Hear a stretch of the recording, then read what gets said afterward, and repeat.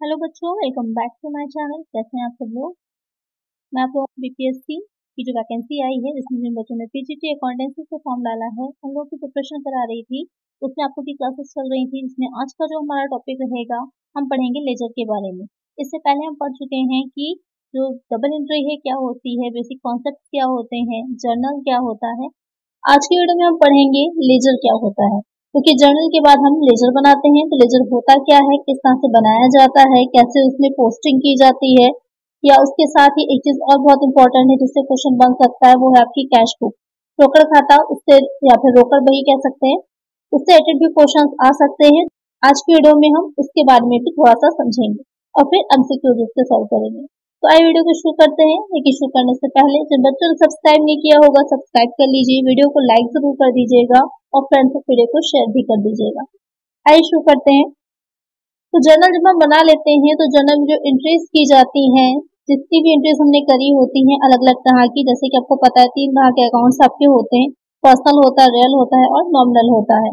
उसमें जो अकाउंट जो भी हमने एंट्रीज करी होते हैं उसी से आगे हम उनके अकाउंट्स तैयार करते हैं, जिससे कि हम अलग अलग बैलेंस पता कर सकें। तो उसके लिए हम लेजर बनाते हैं। लेजर एक आपकी बुक होती है, जिसे हिंदी में खाता बही बोला जाता है, जिसमें हम सारे अकाउंट्स को ओपन करते हैं, खोलते हैं, जितने भी हमारे बिजनेस रिलेटेड में ट्रांजैक्शंस किए होते हैं उन सबसे रिलेटेड। तो लेजर क्या हो जाएगा, a ledger in accounting refers to a book that contains different accounts where records of transaction pertaining to a specific account is stored। यानी कि जो लेजर होता है, जो आपका खाता बही होती है, वो एक बुक होती है, एक पुस्तक होती है, जिसमें हम अलग अलग तरह के डिफरेंट अकाउंट्स को ओपन करते हैं जो कि हमें ट्रांजेक्शन किए होते हैं उसी के according. It is also known as the book of final entry or principal book of accounts.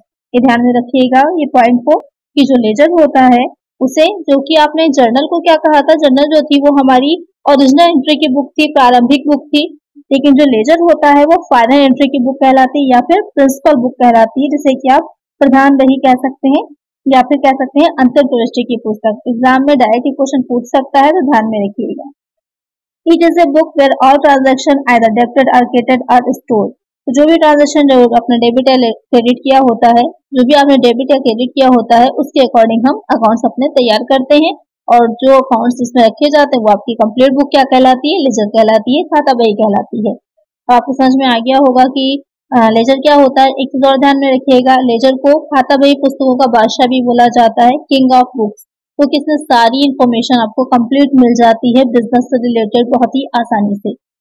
ये हो जाता है हमारा लेजर। अब समझ लेते हैं कि जो जर्नल हमने बनाया था, जब जर्नल में जो हम एंट्रीज करते थे तो वो जो प्रोसेस थी वो क्या कहलाती थी, जर्नलाइजिंग कहलाती थी, रोजनामा चाकरर कहलाती थी। लेकिन जो आप जर्नल से जब लेजर हम बना रहे होते हैं तो वहां पर जो हम प्रोसेस जो वो होती है, वो प्रोसेस क्या कहलाती है, वो आपकी पोस्टिंग कहलाती है, खतौनी कहलाती है। क्वेश्चन ये भी बन सकता है कि जर्नल से जो हम लेजर बनाते हैं, अकाउंट्स तैयार करते हैं, उस प्रक्रिया को, उस प्रोसेस को क्या कहते हैं, तो उसे आप पोस्टिंग कहते हैं, खतौनी कहते हैं। The process of transferring entries from a journal to the respective ledger account is known as ledger posting। तो क्लियर हो गया होगा आपको कि पोस्टिंग क्या होती है। अब जो लेजर आप बनाते हैं उसका फॉर्मेट कैसा रहता है, तो फॉर्मेट की अगर हम बात करेंगे, जैसे हमने जर्नल बनाया था उसका अपना एक फॉर्मेट था, क्योंकि कॉमर्स की जब हम बात करें तो फॉर्मेट के अकॉर्डिंग ही चलता है। इसमें भी आपके 2 साइड हो जाते हैं, एक होता है डेबिट का और दूसरा हो जाता है क्रेडिट का साइड। डेट पड़ती है सबसे पहले, उसके बाद हमारा जो पार्टिकुलर्स, जिसमें कि हम जो भी चीजें लिख रहे हैं, जो भी अकाउंट्स बना रहे हैं, जिस चीज का बना रहे हैं उससे रिलेटेड जो ट्रांजेक्शन होते हैं उसको दिखाते हैं। फिर आपका जेएफ का कॉलम आता है, जर्नल फोलियो जिसे बोला जाता है। जैसे कि हम जर्नल में बनाते थे एलएफ का कॉलम, इसमें हम बनाते हैं जेएफ का कॉलम यानी कि जर्नल फोलियो।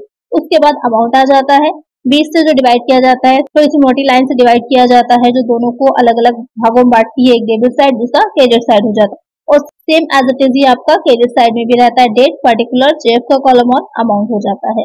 तो एक अगर हम बात करें लेजर में जो हम अकाउंट बना रहे हैं उसमें, तो कितने कॉलम हो जाते हैं, 8 कॉलम हो जाते हैं, 4 एक साइड होते हैं और 4 एक साइड होते हैं। तो आपको क्लियर हो गया होगा कि क्या होता है, या इसको अगर ऐसे जनरली बोले हम तो इसको जो शेप इसका होता है, इसका जो आकार होता है उसको टी आकार का बोला जाता है। खातों को जो सिंबल या इंडिकेट किया जाता है तो टी आकार के बोले जाते हैं अकाउंट जो होते हैं। तो आप ध्यान से देखेंगे तो ऊपर की लाइन मोटी होती है और बीच की जो इसमें डिवाइड किया जाता है वो मोटी होती है, इसलिए उसको टी आकार का बोला जाता है। तो आपको क्लियर हो गया होगा कि लेजर होता क्या है, या कैसे उसकी जो पोस्टिंग होती है वो क्या होगी, या फिर जो हम बनाते हैं लेजर वो कैसे बनता है।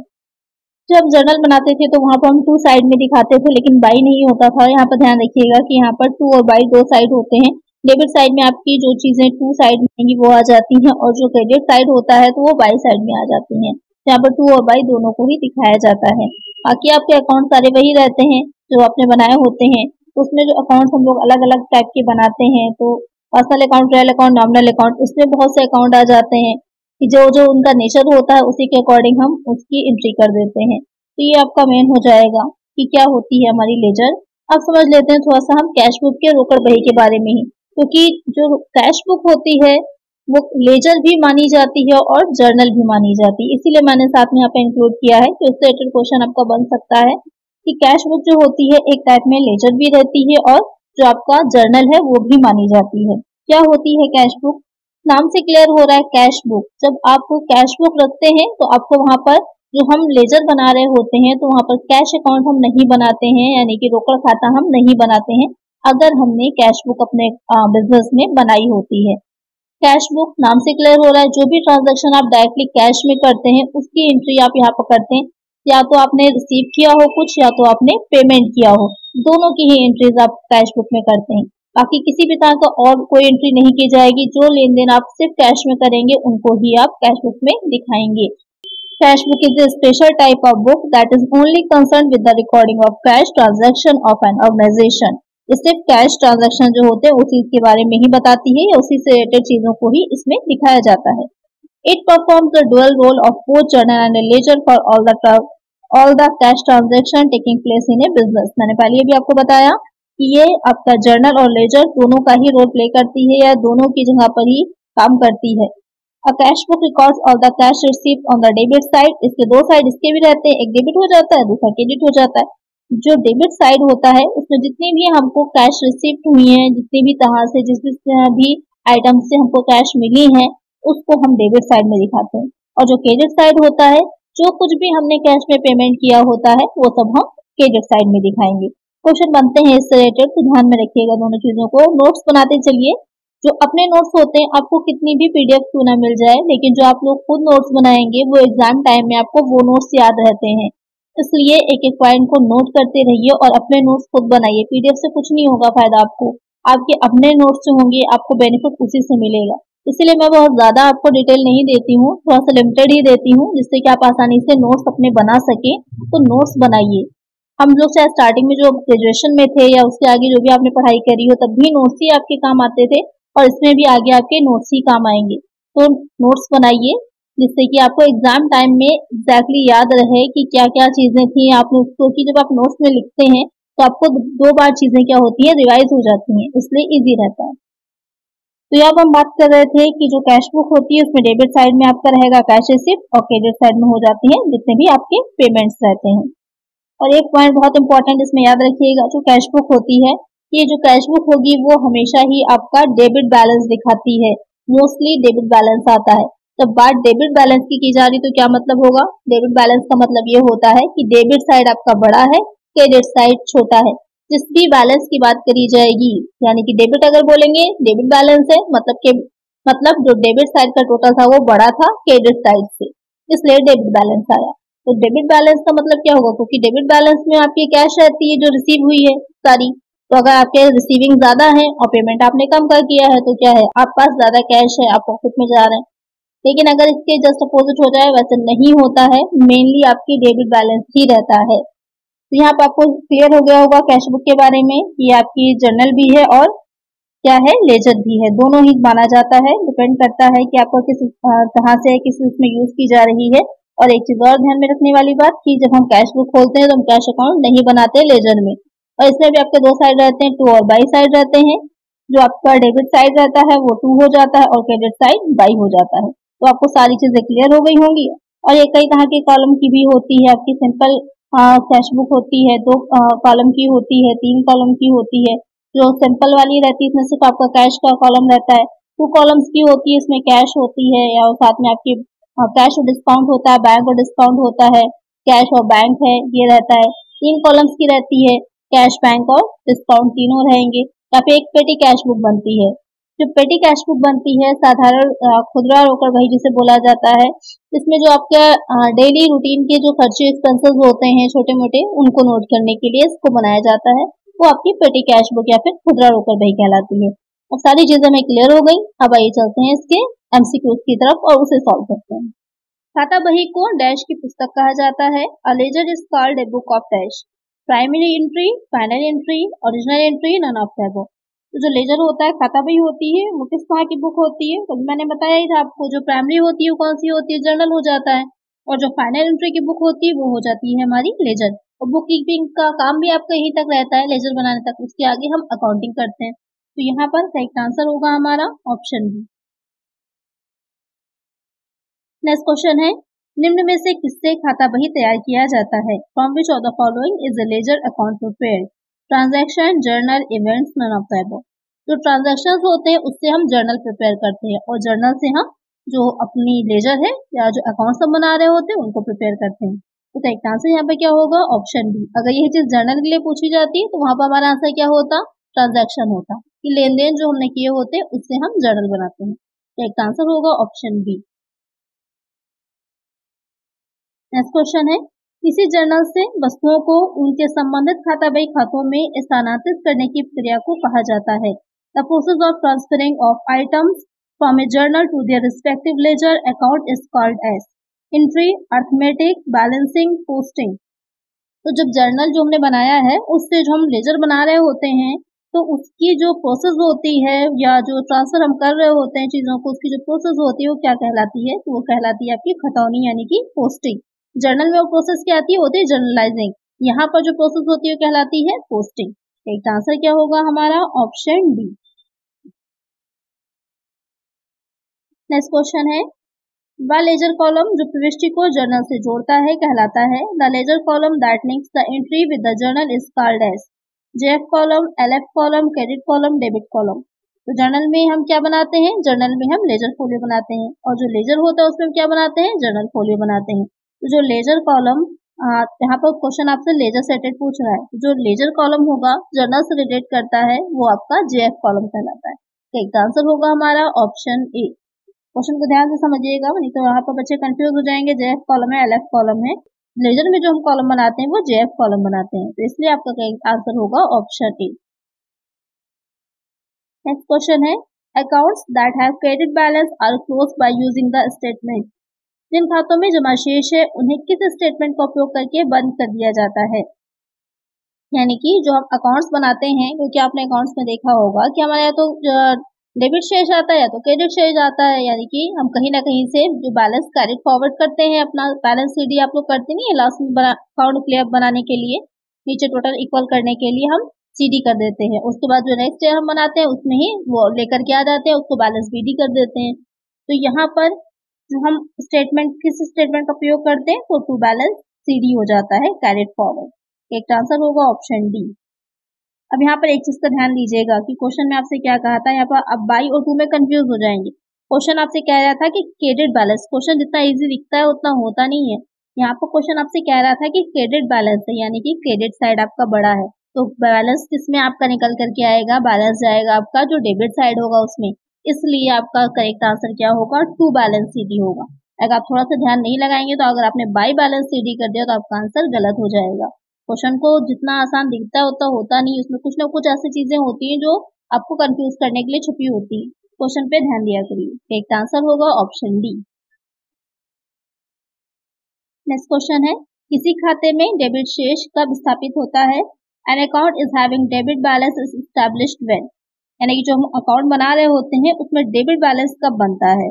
The last entry of the accounting period was posted on the debit side, the amount of debit exceeds the amount of the credit, there are more entries on the debit side that on the credit side, none of the above. तो यहाँ पर question कह रहा है कि जो account आपने बनाया है उसमें डेबिट साइड कब बनता है, उसमें डेबिट बैलेंस कब बनता है, यानी कि डेबिट शेष कब होता है? डेबिट शेष कब होगा? जब आपका डेबिट बड़ा होगा, क्रेडिट छोटा होगा। तो क्या इसका आंसर होगा करेक्ट? आप लोग मुझे कमेंट करिएगा। जो नेक्स्ट वीडियो आएगी आपकी, जिसमें हम अशुद्धियों के बारे में पढ़ेंगे, क्या एरर्स होते हैं, कितने टाइप्स के होते हैं, उनको क्लासिफाइड कैसे किया जाता है, उसके बारे में हम पढ़ेंगे। इसका आंसर आप लोग मुझे कमेंट करिएगा। नेक्स्ट क्वेश्चन है the function of the ledger is, खाता बही का कार्य है रिकॉर्डिंग, क्लासिफिकेशन, समराइजेशन, इंटरप्रिटेशन। बहुत अच्छा क्वेश्चन है और कई बार ये आपके अलग अलग जो एग्जाम्स हैं जो अकाउंटेंट के हैं या पीजीटी टीजीटी का है उसमें आया हुआ ये क्वेश्चन है कि जो लेजर होता है उसका क्या कार्य होता है। मैंने जो प्रीवियस वीडियोस में आपको पढ़ाया उसमें मैंने आपको क्लियरली इसके बारे में बताया था कि क्या होता है। मेन काम जो लेजर होता है वो क्लासिफाइड करता है, वर्गीकरण करता है, अलग अलग खातों को अलग अलग उसमें दिखाता है। तो यानी कि हर जितने भी ट्रांजेक्शन किए होते हैं उसके जितने भी साइड होते हैं, पहलू होते हैं, उसी के अकॉर्डिंग अलग अलग खाता खोलते हैं, अलग अलग अकाउंट खोलते हैं। जैसे कि हमने सिर्फ परचेज ही किया है, मोहन से किया है, राम से किया है, श्याम से किया है, तो मोहन, राम, श्याम तीनों के अकाउंट आपके अलग अलग खुलेंगे।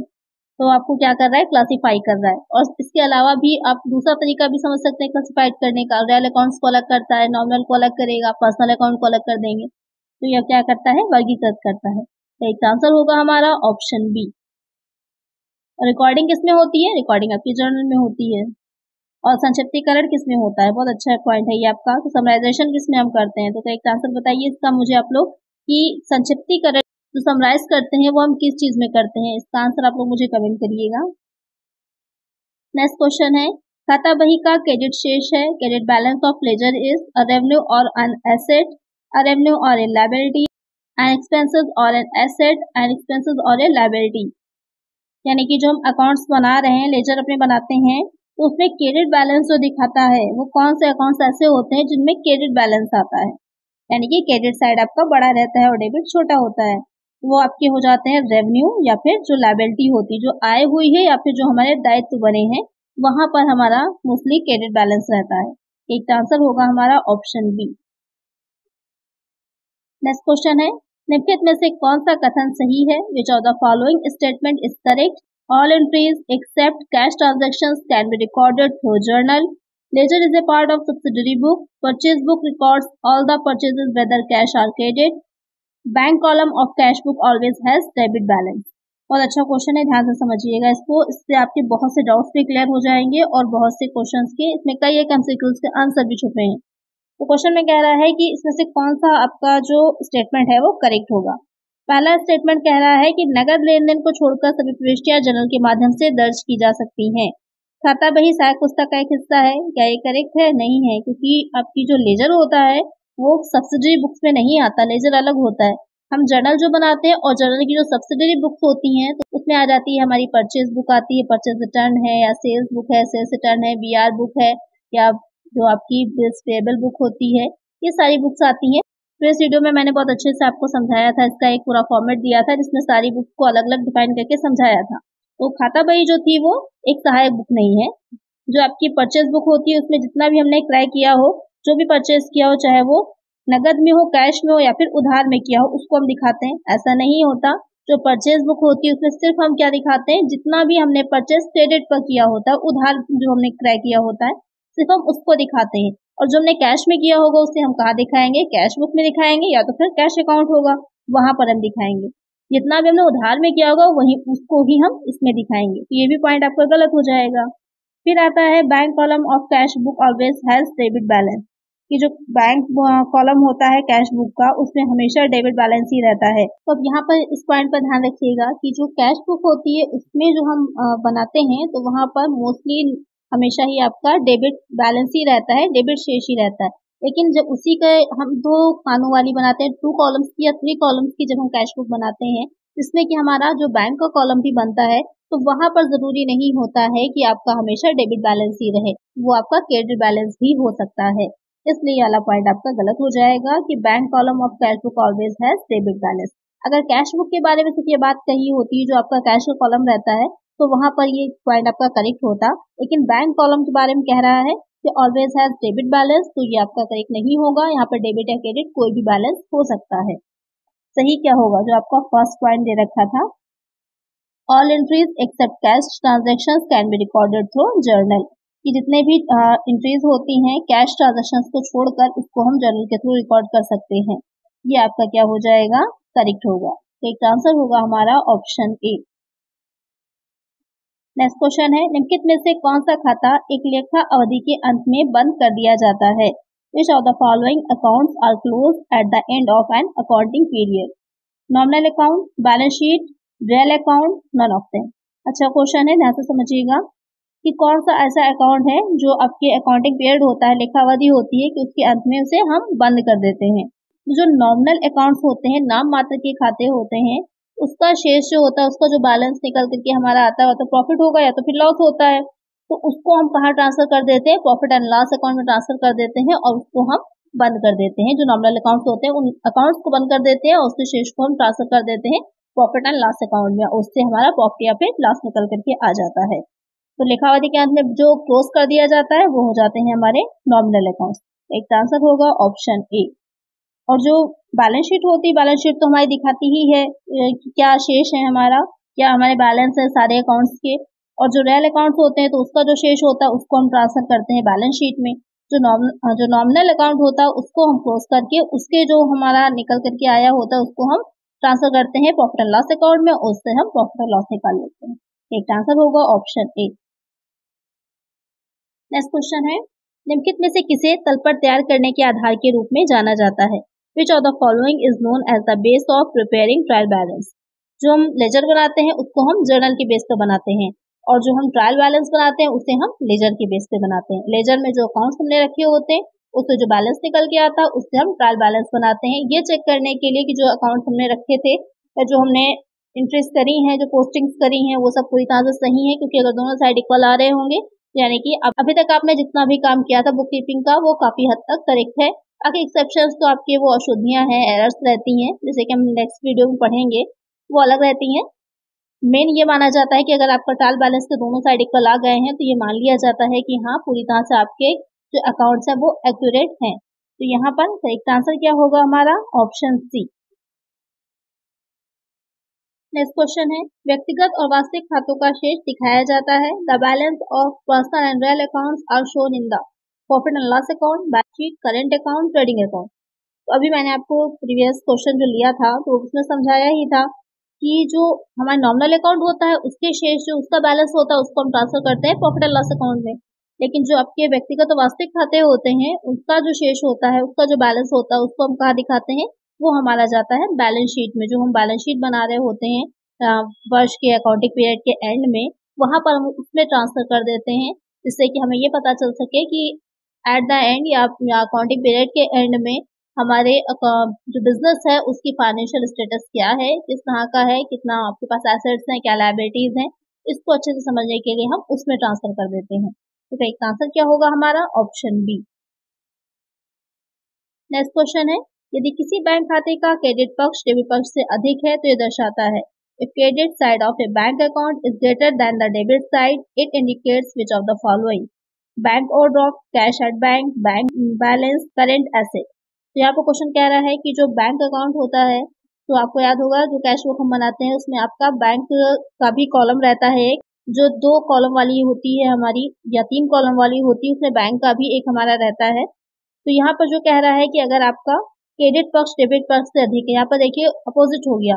हमने ये पढ़ा था कि डेबिट साइड बड़ा होता है, क्रेडिट साइड छोटा होता है, तो यहाँ पर क्या रहता है? डेबिट बैलेंस रहता है। अब क्वेश्चन यहाँ पर कह रहा है कि क्रेडिट पक्ष जो है वो डेबिट पक्ष से अधिक है, तो इसका मतलब क्या है? हमारी पेमेंट ज्यादा है और हमने जो रिसीव हुआ है वो कम हुआ है। तो ऐसे सिचुएशन में क्या होगा? बैंक ओवरड्राफ्ट बनता है हमारा, बैंक अधिविकर्ष बनता है। तभी तो आपने ज्यादा एक्सपेंस कर लिया, तभी तो आप ज्यादा व्यय कर पाए, तभी आपने बैंक से ओवरड्राफ्ट लिया था। क्योंकि आपके पास अगर इनकम कम हुई है, मिला आपको रिसीविंग कम हुई है, तो ज्यादा एक्सपेंस आपने कैसे कर लिए? हो ही नहीं पाएंगे। तभी तो हो पाएंगे ना जब आपने बैंक से ओवरड्राफ्ट लिया होगा। ओवरड्राफ्ट क्या होता है? बैंक ओवरड्राफ्ट जो होता है जब आपको अपना जो अकाउंट होगा बैंक में आपका, उसमें से जितनी भी राशि आपकी जमा है, जितना अमाउंट आपके बैंक में डिपॉजिट है, उससे ज्यादा अमाउंट निकालने के लिए बैंक आपको परमिशन देता है और आप उस अमाउंट को निकालते हैं, तो वो हमारा बैंक ओवरड्राफ्ट कहलाता है। ऐसा सारे अकाउंट होल्डर्स को नहीं मिलती है ये सुविधा, ये फैसिलिटी। जो आपके करंट अकाउंट होल्डर्स होते हैं उनको ये फैसिलिटी दी जाती है क्योंकि वो काफी बड़े लेवल पर ट्रांजेक्शन्स करते हैं। जो बिजनेसमैन होते हैं मोस्टली उन्हीं लोग का करंट अकाउंट होता ही है, तो उन लोगों को ये फैसिलिटी दी जाती है और इस पर बैंक जो होता है इंटरेस्ट लेता है। तो ये आपका क्या हो जाएगा? बैंक ओवरड्राफ्ट हो जाएगा। तो इसका आंसर क्या होगा हमारा? Option A. नेक्स्ट क्वेश्चन है, एक कैश बुक निम्नलिखित उद्देश्य पूरा करती है। A cash book serves the following purpose: it works as a ledger account, it works as a book of original entry as well as ledger account. It works as a book of original entry, none of the above. तो यहाँ पर क्या purpose पूरा करती है, तो मैंने आपको बताया था जो कैश बुक होती है वो जर्नल भी होती है और लेजर भी मानी जाती है। तो यहाँ पर आपको डायरेक्टली जर्नल नहीं बोला है, क्या बोला है, बुक ऑफ ओरिजिनल एंट्री। और बुक ऑफ ओरिजिनल एंट्री कौन सी होती है, जर्नल होती है।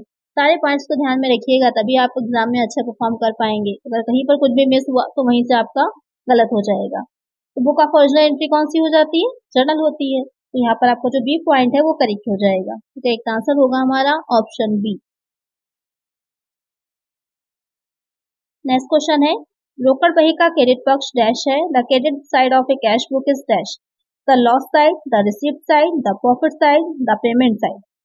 जो हम कैश बुक बनाते हैं उसका क्रेडिट साइड क्या होता है, तो डेबिट साइड होती है रिसीविंग और क्रेडिट साइड हो जाता है पेमेंट।